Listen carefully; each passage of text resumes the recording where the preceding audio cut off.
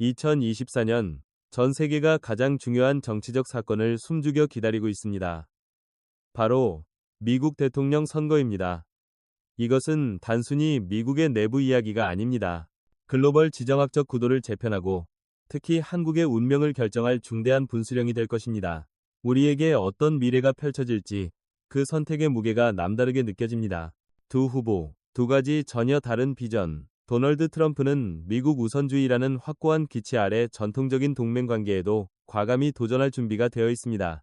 반면 카멀라 해리스와 민주당은 글로벌 동맹 관계를 복원하고 강화하겠다고 공언합니다. 한국에게 이 두 길은 완전히 상반되며 예측 불가능한 기회와 위험을 동시에 안고 있습니다. 우리의 선택은 무엇일까요? 냉정한 현실은 누가 당선되든 한국은 대가를 치러야 한다는 것입니다. 트럼프는 현금을 요구할 수 있습니다.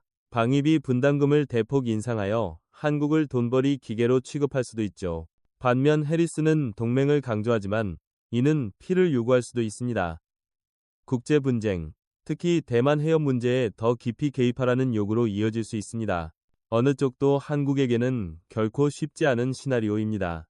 자, 이제 각 시나리오를 면밀히 분석해 보겠습니다. 먼저, 도널드 트럼프가 백악관으로 복귀한다면 어떤 상황이 전개될지 심층적으로 살펴보겠습니다. 과연 주한미군 철수 협박이나 방위비 분담금 10배 인상 요구가 단순한 협상 전술일까요?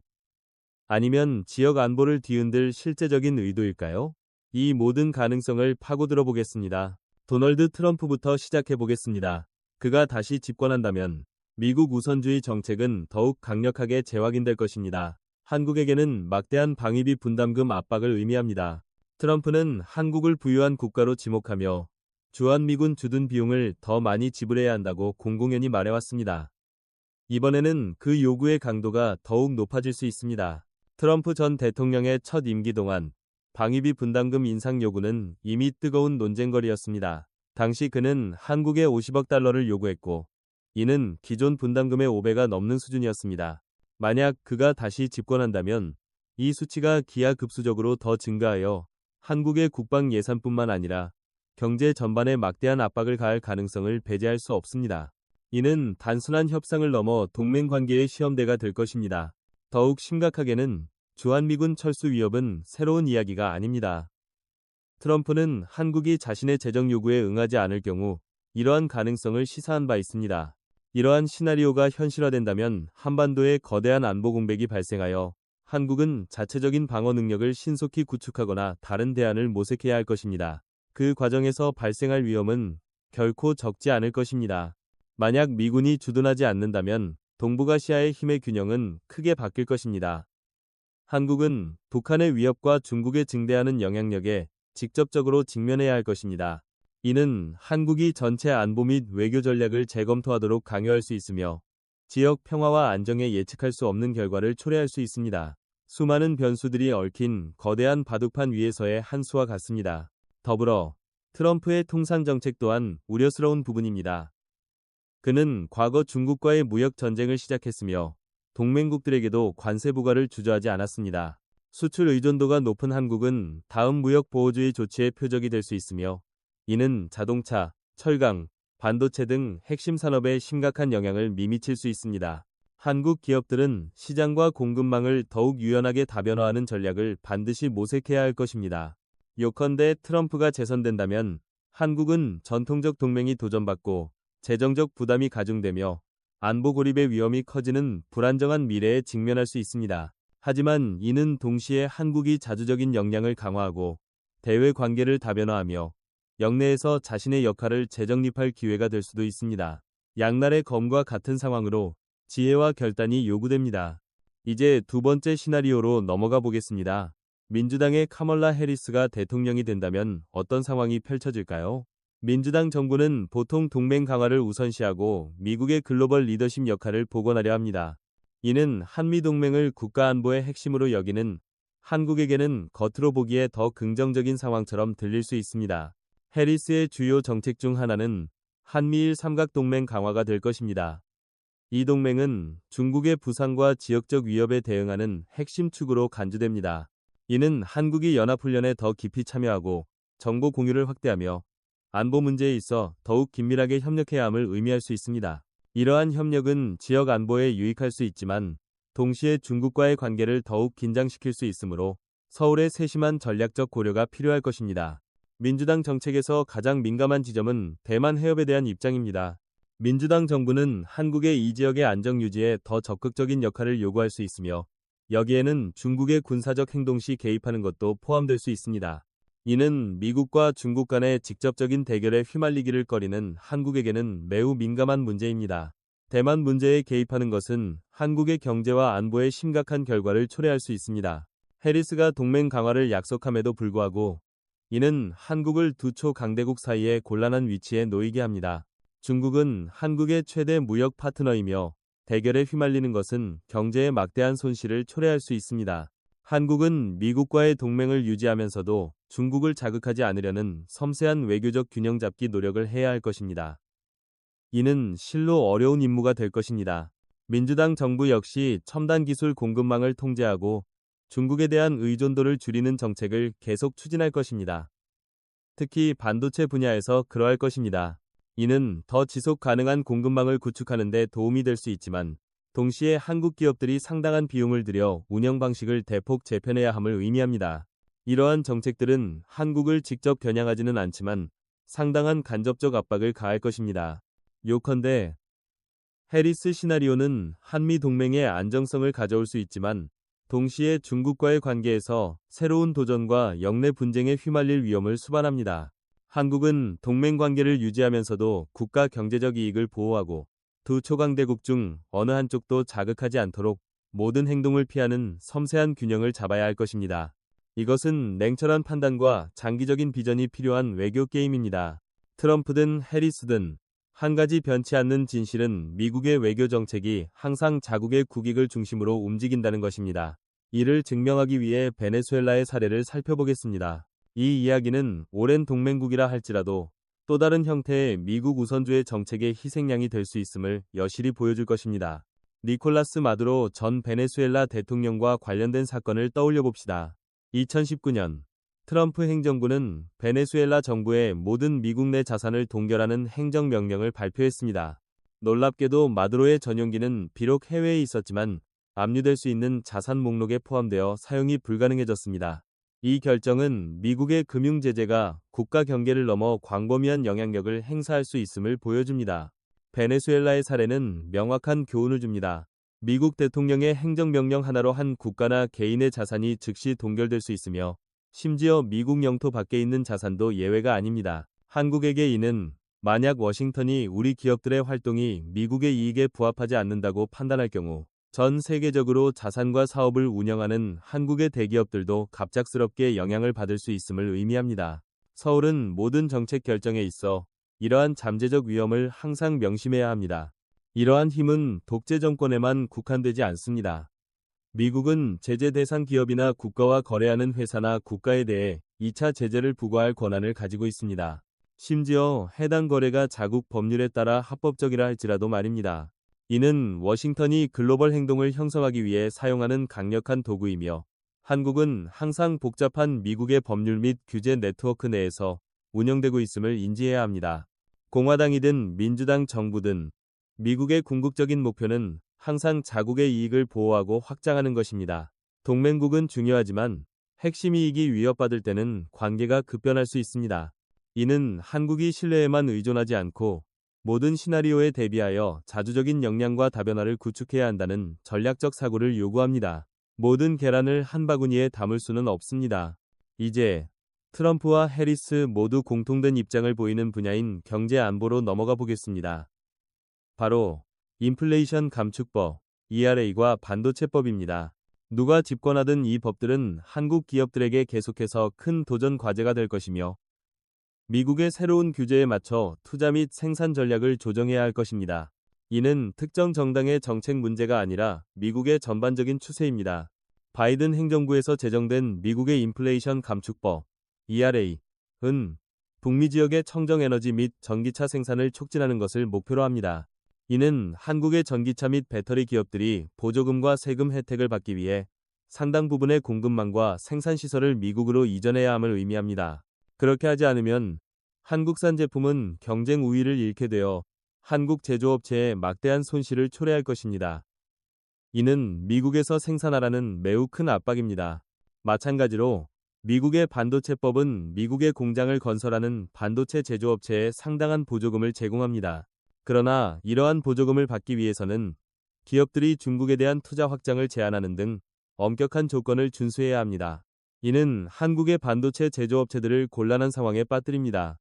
즉, 미국의 보조금을 받을 것인지 아니면 중국 시장과의 사업 관계를 유지할 것인지 선택해야 하는 것입니다.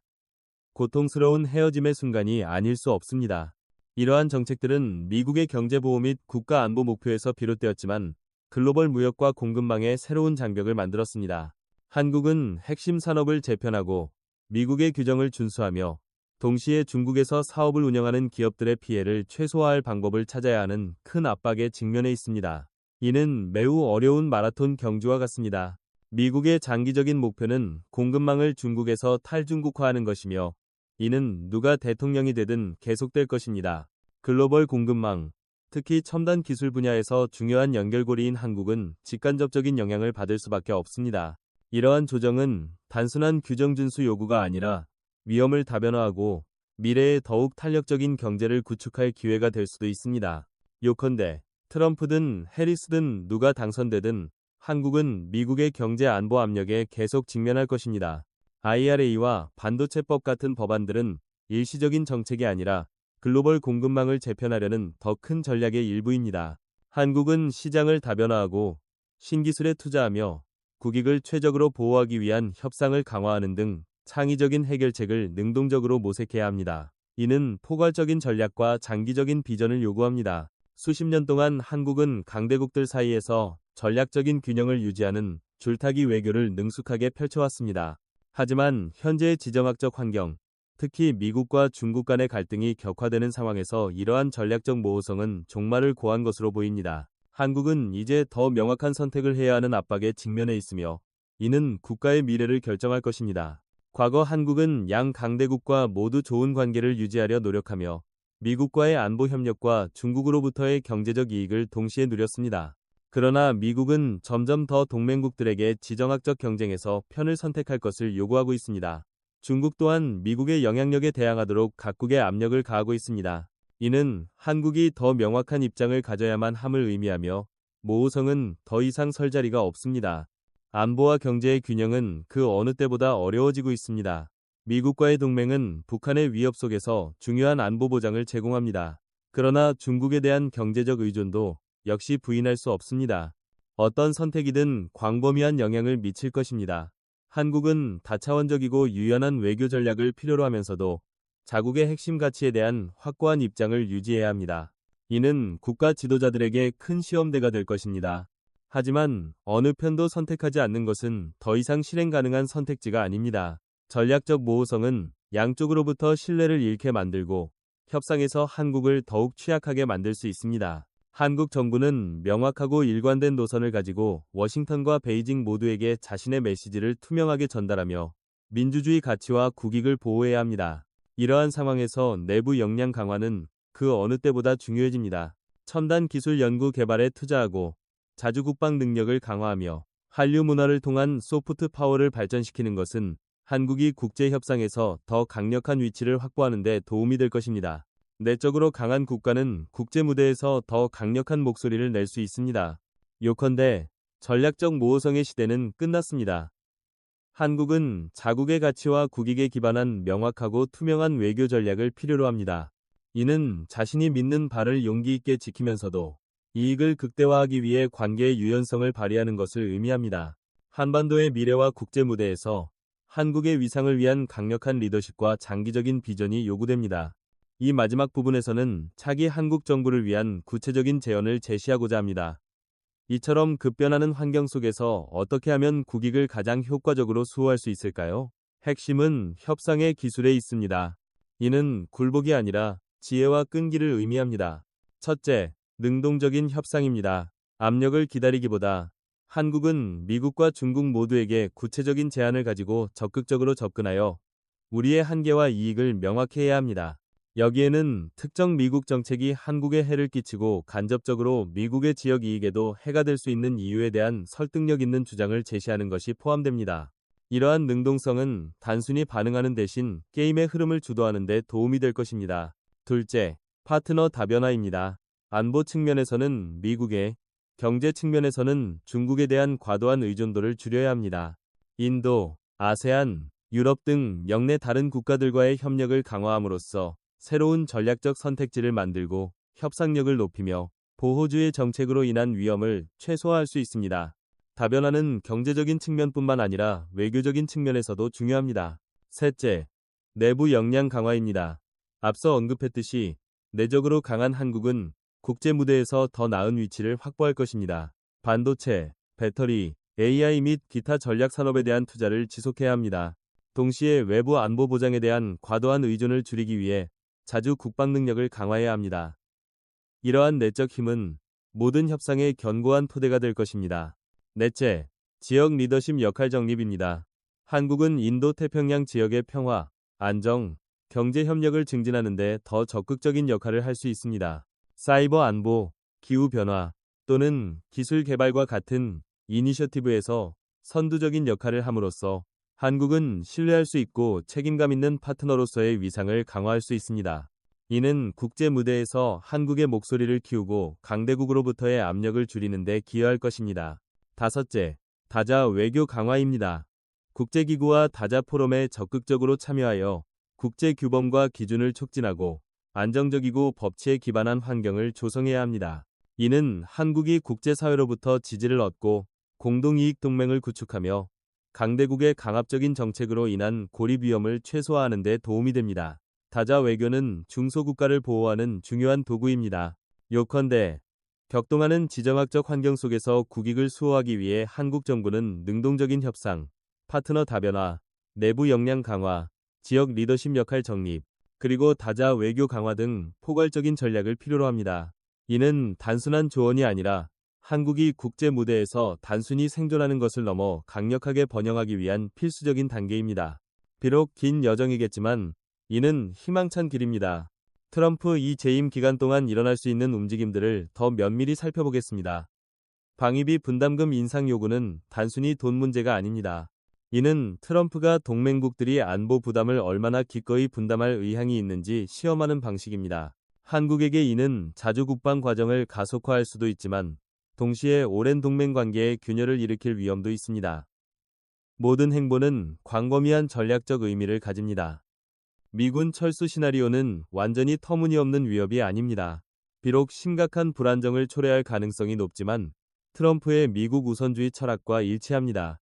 만약 이러한 상황이 발생한다면 한국은 군사적인 측면뿐만 아니라 외교적인 측면에서도 거대한 권력 공백에 직면하게 될 것입니다. 이는 한국이 신속하게 다른 안보 파트너를 찾거나 자체 핵무기 개발을 가속화하도록 강요할 수 있는데 이는 위험하고 논란이 많은 선택지입니다.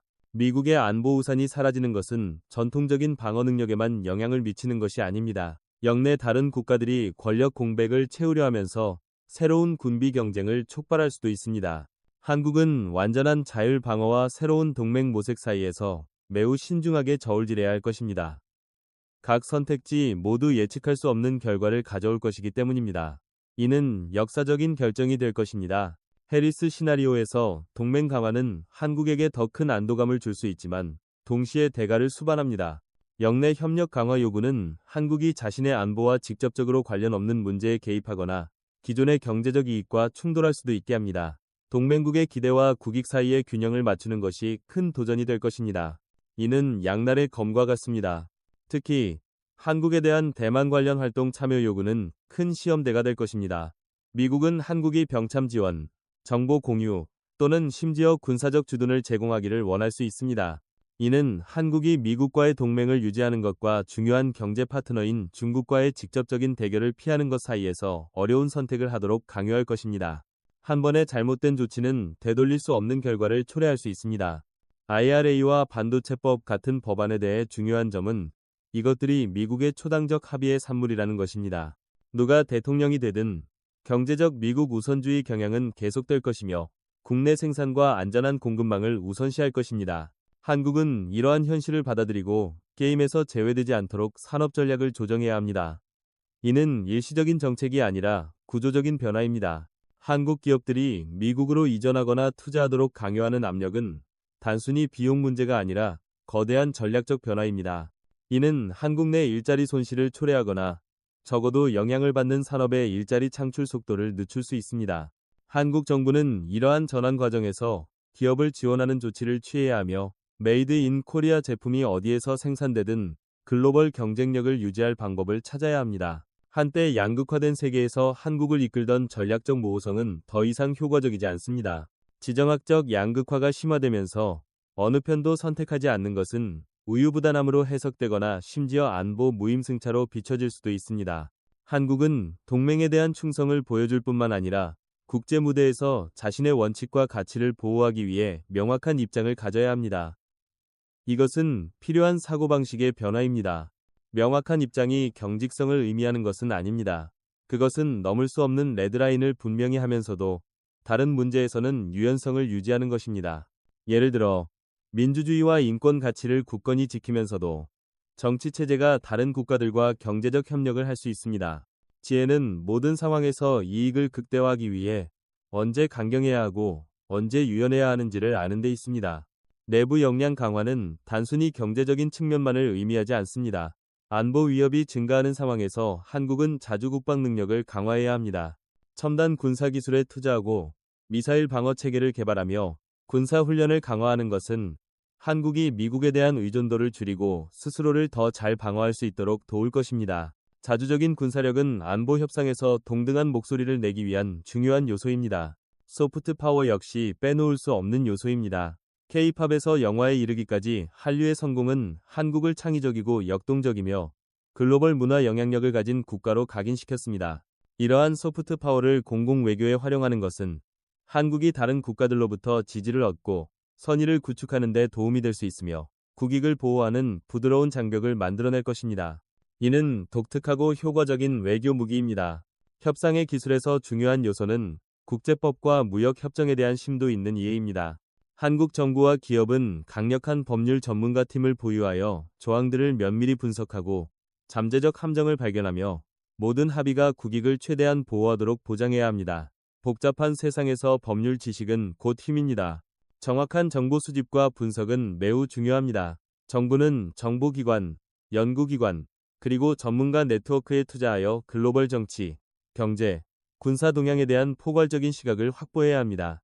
시기적절한 정보와 심층적인 분석은 한국이 현명한 전략적 결정을 내리고 수동적인 자세를 피하며 모든 상황에서 이익을 극대화하는 데 도움이 될 것입니다. 아는 것이 힘입니다. 마지막으로, 그러나 못지않게 중요한 것은 국가적 합의입니다. 강력한 외교 전략은 국민과 국내 정치 세력으로부터 폭넓은 지지를 받아야 합니다. 정부는 정보를 투명하게 공개하고 도전 과제와 선택지를 명확히 설명하며 모든 의견에 귀를 기울여 지속 가능하고 전 국민의 의지를 대표하는 외교 정책을 구축해야 합니다. 내부 역량은 외부 역량의 기반입니다. 미국 대통령으로 누가 당선되든 한국의 앞길은 분명 도전으로 가득할 것입니다. 그러나 명확한 전략, 강력한 리더십, 그리고 전 국민의 합의가 있다면 한국은 모든 역경을 헤쳐나갈 수 있습니다. 국익을 수호할 뿐만 아니라 국제 무대에서 더욱 강력하게 부상하며 자신의 위상을 확고히 할 수 있습니다. 한국의 미래는 우리의 손에 달려 있습니다. 과연 어떤 시나리오가 한국에게 더 나을까요? 아니면 더 나쁠까요? 아래 댓글란에 여러분의 생각을 자유롭게 공유해주세요. 그리고 좋아요와 구독 버튼을 눌러서 다음 심층적인 글로벌 분석 영상들을 놓치지 마세요. 시청해주셔서 감사합니다.